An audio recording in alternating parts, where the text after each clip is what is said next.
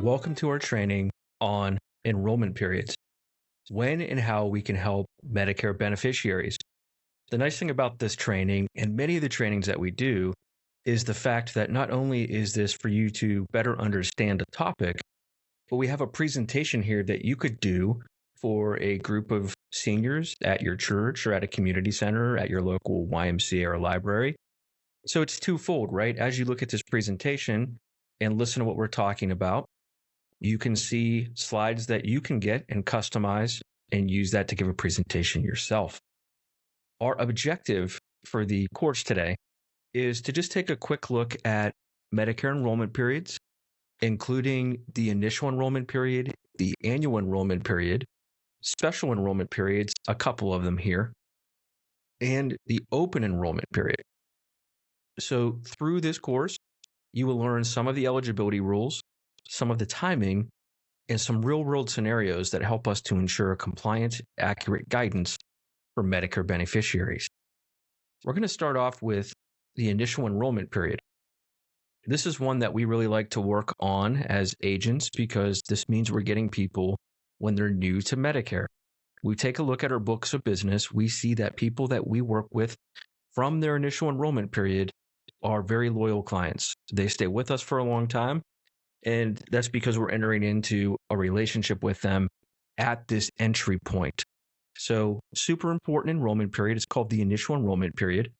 And as you see these slides that I'm going through right now, the language for the most part is directly from Medicare.gov. And I do that on purpose. I want you to read guidance from the official source. I will say though, some of their wording is a little bit strange. I think it does create some of the confusion that we sometimes interact with on, but we'll try to make it as clear as we can here today. So the initial enrollment period starts 3 months before the beneficiary gets Medicare, Part A and or Part B, and it ends 3 months after they get Medicare. During that time, the Medicare beneficiary can join any plan, so Medicare Advantage, standalone Part D, or a Medigap plan, Medicare supplement plan. They will need both Part A, that hospital insurance, and Part B, medical insurance, to join a Medicare Advantage plan with or without drug coverage. They will need either Part A or Part B to join a Medicare drug plan. If you're new to Medicare as an agent and you're watching this presentation right now, go ahead and grab a screenshot of this slide or go into our agent learning community and go into the full course version of this and download the presentation, because we get asked this very same question over and over again, almost every year on AHIP in a scenario and on many, many carrier certifications. So what parts of Medicare do you have to have active in order to sign up for a specific type of a plan? I took this slide out of our Medicare 101 presentation. That is another presentation that we have here at TLC available for you. And I think it's a little more clear cut on the initial enrollment period than the way that Medicare.gov explains it. And so what the slide says is when you turn 65 or after your 25th disability check, so we added a little extra note here, you have a 7-month window to sign up for Medicare. This is called your initial enrollment period. And it's going to include the month that you turn 65, which is not something that was mentioned on that previous slide. So the month you turn 65, 3 months before your birthday month, and the 3 months after your birthday month. So as an example, if your 65th birthday is June 7th, your initial enrollment period runs from March 1st through September 30th. We have a nice little infographic here kind of charting out that 7-month window. Medicare coverage generally begins the first day of your birthday month. Special note, if your birthday happens to be on the first of the month, your coverage generally begins the first day of the month prior to your actual birthday month. So you get an extra month ahead of everybody else if you're born on the first of the month. Really important rules for us to know and to keep in mind as we interact with clients, right? So if I sign up for a plan during my initial enrollment period, that 7-month window, when does that plan's coverage begin? Well, it varies, and it's dependent on when the plan gets the beneficiary's request. If the request to join a plan is made before Medicare Part A and or Medicare Part B begin, the plan coverage will start the same day as when Part A and or Part B begin. So on that previous slide, let's go ahead and back up for a second. If I apply for my Part A and B and let's say a Medicare Advantage plan during those 3 months before my 65th birth month, my coverage in most cases will start on the first day of my birthday month. And the exception again would be if my birthday was on the first of the month. Now, maybe I was running behind and I didn't get my applications in. I didn't sign up for Part A and or Part B. Or maybe I didn't sign up for a plan until I was already celebrating my birthday. Generally speaking, if the request to join a plan is made after that Medicare beneficiaries Medicare Part A and or Medicare Part B start date, the plan coverage begins the first of the month after the plan gets that request. So let's back up to our infographic here again. So in that scenario, take a look at that big 65 in the middle of the slide here. I fill out my application for a Medicare Advantage plan during my birthday month. My coverage would start the first day of the following month. And the same pattern would follow suit for the remaining months in this 7-month window. If I applied for my plan in the month after my birthday month, coverage would begin generally the first day of that following month. Very rarely, at least in my experience, do we encounter people who blow through this initial enrollment period. I'm not going to say it never happens, but we do a lot of work to try to get in front of people who are aging in and to do a really good job as advisors at setting these expectations about these timelines. There are other times where you will come across individuals who are going to only be applying for Part B. And these are typically people that have worked past 65 or their spouse continues to have coverage through an employer. And so maybe they only took Part A when they were initially eligible at age 65. As we know, Part A is generally premium free so long as me or my spouse has paid into Social Security for 40 quarters. So you will have people that have other coverage, right? Creditable coverage that meets those federal guidelines who will continue to be on that coverage beyond their 65th birthday. And so they may come to you and already have a Medicare ID card with a Part A effective date, but you will not see a Part B effective date. Those individuals can then go ahead and apply for Medicare Part B only. And we have some resources that we can provide to you to help you walk those individuals through that process. So they have an initial enrollment period specific to being new to Medicare Part B. That enrollment period starts 3 months before the month the individual is first eligible for both Part A and Part B, and it allows 2 months after the beneficiary gets both Part A and Part B for the first time to join a plan. Now, there are certain circumstances that might make this window a little bit different than what you're reading on this slide, which is directly from Medicare.gov.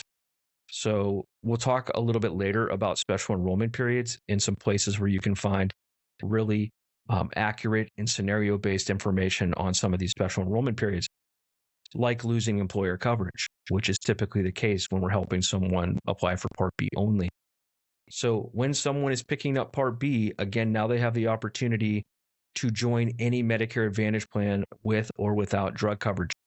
And again, a little misleading, if you look at the table for enrollment periods on Medicare.gov, the chart where it says what Medicare beneficiaries can do in this enrollment period, it only states join any Medicare Advantage plan with or without drug coverage.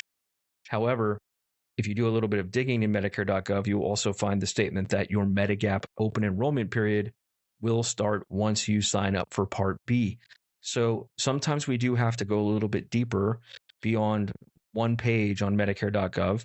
And we can also reference AHIP in the AHIP content, or maybe you use the NABIP certification. We can reference the content from our annual certifications to get clarity on some of these guidelines when it comes to enrollment periods.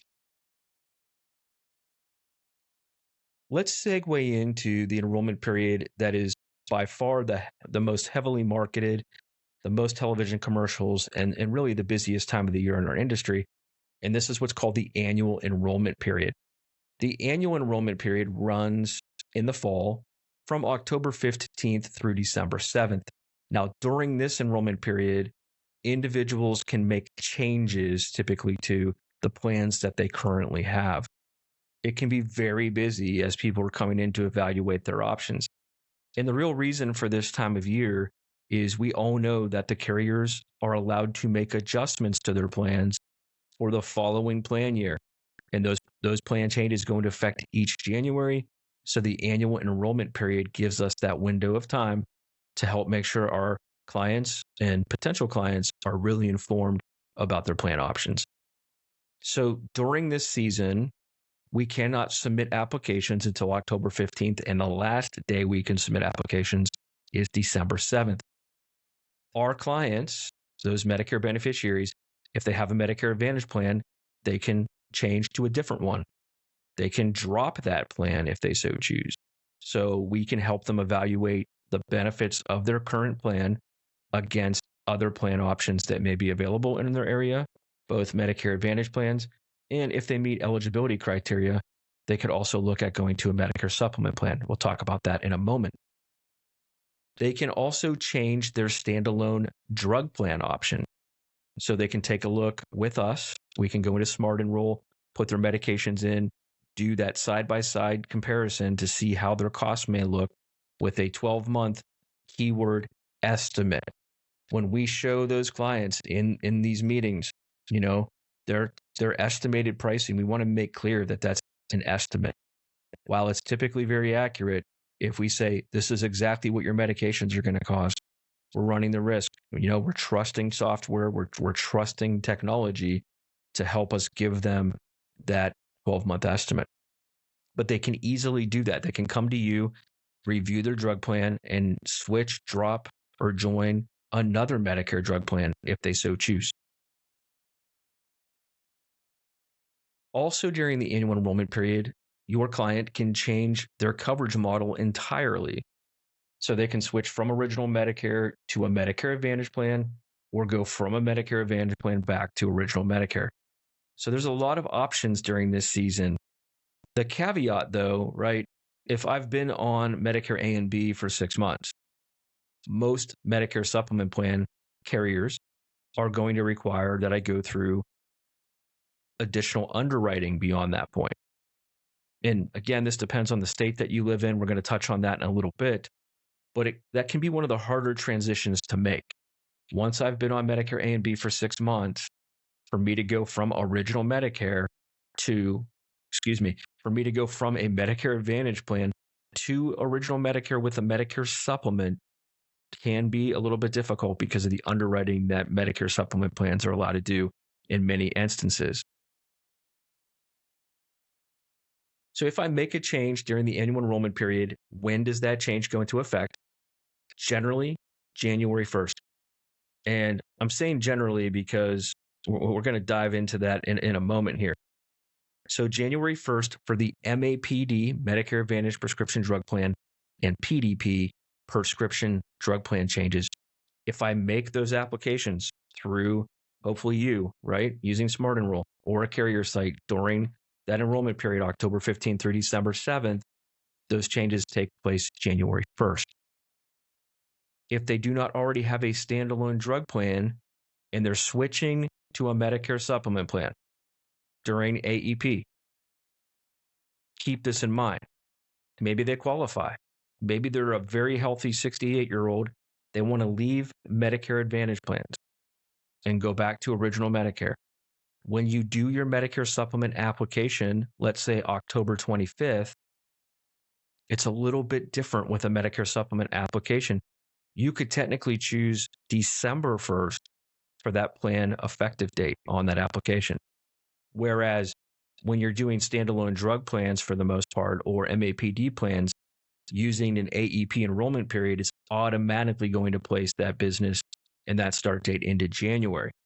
So we do need to be cognizant of that if we're filling out a Med Sup application for someone who is going from a Medicare Advantage plan back to original Medicare, and we do not have any special enrollment period options to allow a standalone drug plan to start, say, December 1st or November 1st. We kind of have to make sure that that med supplement plan also begins January 1. One other warning here about the annual enrollment period. Had this happen to myself a couple times. If you meet with people who are aging into Medicare during the annual enrollment period, so let's say I'm new to Medicare, turning 65, and my birth date is November 7th, so my plans will go into effect November 1st, right? Yes, we're helping them during the annual enrollment period, but that is an initial enrollment period option that we're going to be using. And we need to be careful, especially when it comes to prescriptions. We don't want to make the mistake of only looking at the plan option for them for that 11/1 effective date covering the last 2 months of the current year. We may also have to look at options for them in January and make sure that the plan that we're putting them on for 11/1 is still the right plan for them in January. So there are instances where we have to do 2 applications for clients when they're new to Medicare during the annual enrollment period, and that plan that we put them in that's going to be good for 2 months maybe is not the best choice in January. Just a real important thing to keep in mind. So I think this is a really important slide here yet again. Very often on certifications, we're asked about how do plans automatically cancel versus not. And so here's a slide to kind of help clear that up. Generally speaking, there's automatic cancellation. So if I am a Medicare beneficiary and I change Medicare Advantage plans, MAPD to MAPD, that is an automatic cancellation. So I'm on a plan this year, I'm changing to a plan in January. Effective January 1st, the new plan begins, the old one ends, simultaneously, automatic cancellation. The same is true generally, prescription drug plan to prescription drug plan. The same is true generally, Medicare Advantage prescription drug plan to standalone prescription drug plan. And there's some other case examples here. Typically speaking, if that plan has a Part D component and I change to another plan with a Part D component, that's very often going to be an automatic cancellation. Here's the big caveat. Medicare supplement changes are typically not automatic cancellation. So if I'm on a Medicare supplement plan and I'm leaving it for the first time to go to a Medicare Advantage plan, I have to make sure my client calls that Medicare supplement carrier and proactively cancels that coverage.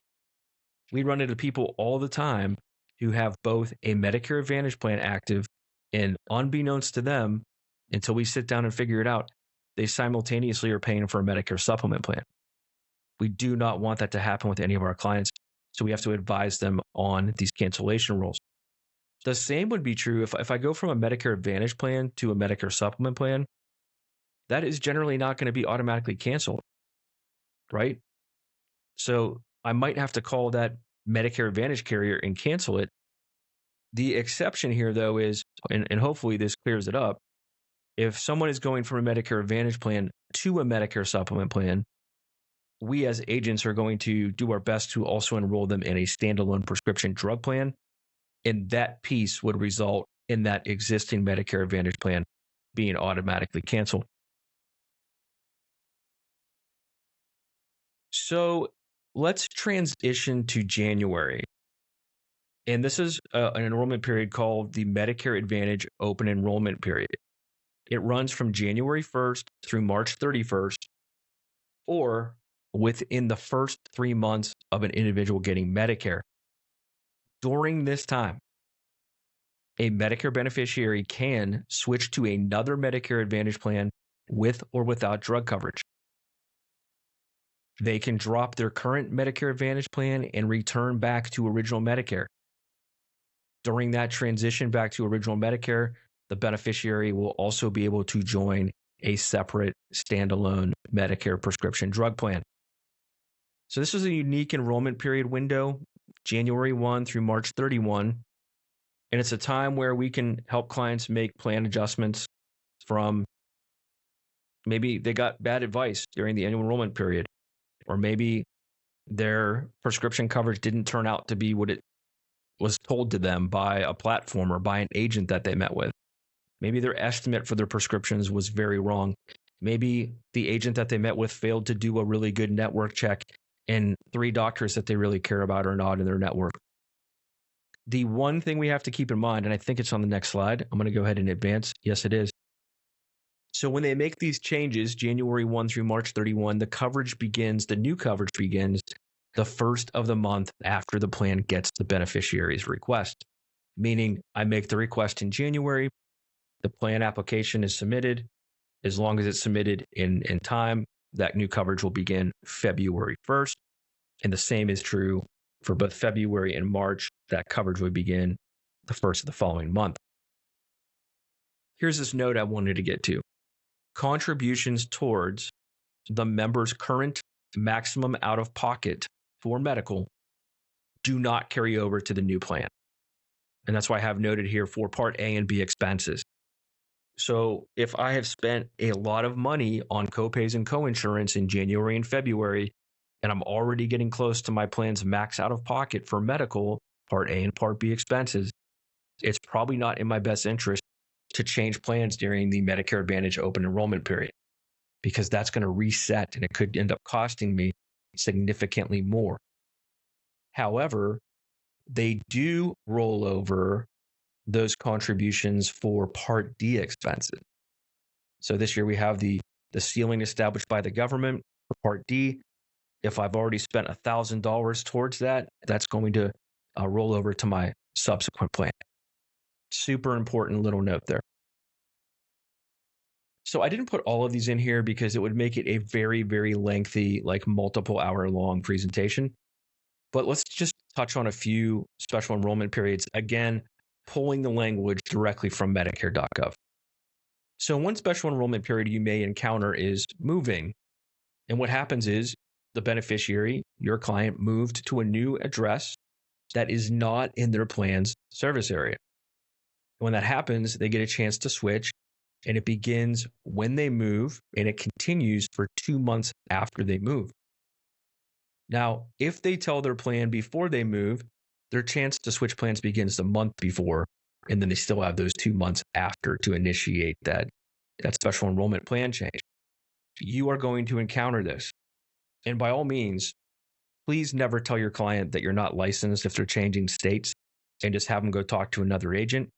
Please reach out to us at TLC and let us help you with that. We can either help you get licensed if it's in your best interest, or someone here can help that client and work something out with you to make sure that you're maintaining that opportunity to serve that individual. Many states, it is not difficult to get licensed in. There are a handful that make you jump through hoops. But if you look at this window of time, as long as your client's communicating that move to you in a timely fashion, we do have a little bit of wiggle room here to go get that additional state license. So if they make that move, what's going to happen? They can switch to a new Medicare Advantage plan with or without drug coverage, or a Medicare drug plan. So I'm going to go back one slide. Some of these special enrollment period rules vary greatly from state to state. There are a lot of state rules that impact Medicare supplement plans in particular. Some states, if you're new in the state, you get a guaranteed issue right to get a Medicare supplement plan. So it is very beneficial to you to spend a little bit of time in your state, and really every state that you serve, looking up the actual law. Okay, so in Ohio, we have the Ohio Revised Code. You can go to the Ohio Revised Code website. You can type in Medicare and Medicare supplement plan, and you can browse through the actual laws in the state that pertain to the industry that we serve. You can also sometimes find really nice fact sheets on the Department of Insurance websites about specific state rules. So just please bear that in mind, right? That all of these rules can be a little bit different in certain states. Let's touch on plan exits here for a moment. We had a lot of these this year, right? Plan terminations, plans leaving service areas entirely. And so there are special enrollment periods for our clients when some of these things happen. So here's the language from Medicare.gov on a plan exit, which they define as the plan ends its contract with Medicare or the plan and Medicare agree to end the contract. When that happens, your client, that Medicare beneficiary, is given a chance to switch. And it starts 2 months before the plan's contract with Medicare ends, and it runs 1 full month after that contract ends, giving them that special enrollment period. During that enrollment period, they can switch from their current Medicare Advantage plan or Medicare drug plan to another plan option. The beneficiary, if they do not change, right? Let's read this sentence as it's written by Medicare.gov. The beneficiary will be enrolled in original Medicare if they do not join another Medicare Advantage plan before their current plan ends. So this is where, when we know a plan's ending, it's super important to communicate to our clients who are on that plan. Even though they're going to get carrier communication, we need to communicate and say, hey, we want to sit down with you and go over your options. The plan that you're on is no longer going to be available to you in the following year. If we don't do that and they don't read their mail and they don't take action, they will just go to straight Medicare A and B, and that'll be all that they'll have for coverage. So super important that we keep an eye every year, late summer into early fall, on plan exits and inform our clients accordingly. So you will encounter this one very frequently: loss of employer coverage. The what here is the beneficiary left coverage from their employer or union, including COBRA coverage. This gives them a chance to join that lasts for 2 full months after the month their coverage ends. And during that time, they can join a Medicare Advantage plan or a Medicare drug plan. Very oftentimes, they can also pick up Medicare supplement plans and standalone drug plans. There's also this special enrollment period that's known as the trial right. So the what here is a client dropped a Medicare supplement plan or Medigap policy for the first time, and then the member joined a Medicare Advantage plan. So they left a Medigap plan to go to Medicare Advantage. If they're still in their trial right and they become eligible for guaranteed issue of a Medigap policy. So their chance to drop their Medicare Advantage plan and return to that MedSup guaranteed issue lasts 12 months after they join that Medicare Advantage plan. The key words here are for the first time. So for someone to use the trial right, they have to have started off their Medicare journey on a Medicare supplement plan. I'm on a Medicare supplement plan. I want to give a Medicare Advantage plan a shot. I try it for less than 12 months, and then I decide I want to go back, guaranteed issue.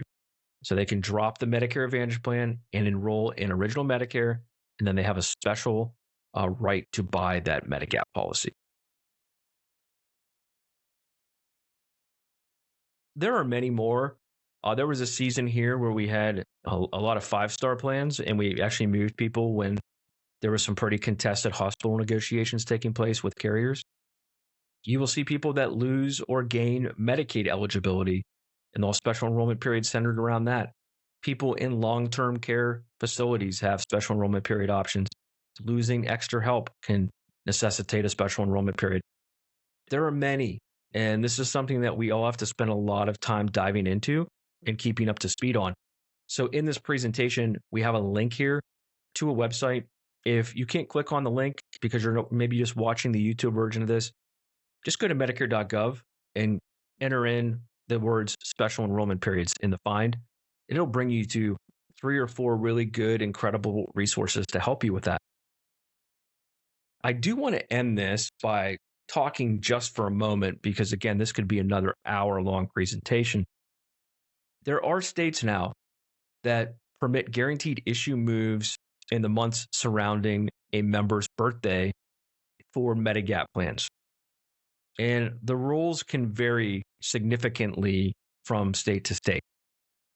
But the general idea is, in most of the states that permit this, they will say you have 60 days in and around your birthday. Some states, it's 30 days before your birth month or your birthday and 30 days after. Some states, it is 60 days, including your birthday, and then the 60 days that follow. It's actually 61 in some states. Other states will say it's 60 days from the day of your birth, and a total of 60 from that point. We have a birthday rule cheat sheet for you. Again, if it's not able to be clicked on your version of this presentation that you're watching right now, and you can reach out to marketing@tlcinsuranceGroup.com. You can also find that in Agent Hub.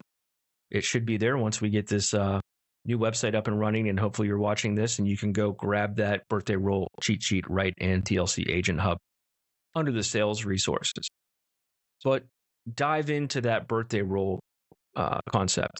Make sure you know if there is a birthday roll or an anniversary roll, or in states like New York, some nuanced open enrollment rules that pertain to Medicare supplement plans that'll help you really serve clients well where you live.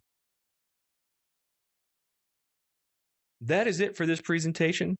And if you want a copy of this, again, there's our contact information. Feel free to reach out to us at marketing@tlcinsurancegroup.com. Keep learning about enrollment periods. You should be going over this information annually through all your certifications. But we hope this presentation was concise and helpful. And like I said at the very beginning, maybe you want to take this presentation and modify it a little bit and then use this to do talks to groups that might be a good opportunity.